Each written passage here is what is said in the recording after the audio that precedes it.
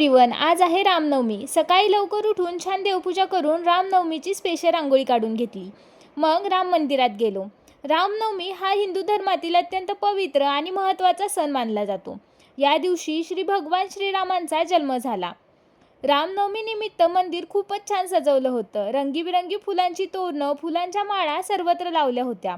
मंदिरात फुलांच्या आकर्षक अशा रांगोळ्या देखील काढल्या होत्या.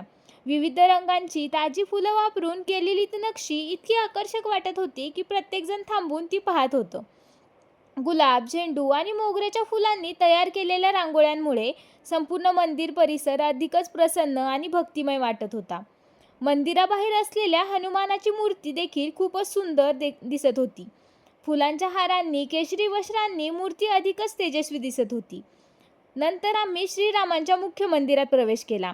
मंदिरात पाऊल टाकताच एक वेगळी शांतता आणि पवित्रता जाणवली. संपूर्ण गाभारा इतका सुंदरपणे सजवला होता की डोळे हटतच नव्हते.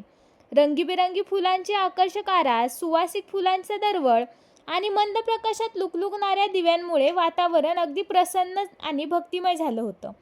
गाभाऱ्यात श्रीराम, लक्ष्मण आणि सीता यांच्या सुंदर मूर्ती होत्या. त्या तेजस्वी मूर्ती पाहून खूप छान वाटलं. त्यांच्या चेहऱ्यावरचे शांत आणि दिव्य भाव पाहून मन आपोआप भक्तीत तल्लीन झालं.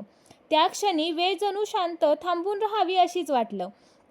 सगळीकडे फक्त श्रद्धा, शांतता आणि सकारात्मक ऊर्जा. तर असा होता माझा दिवस.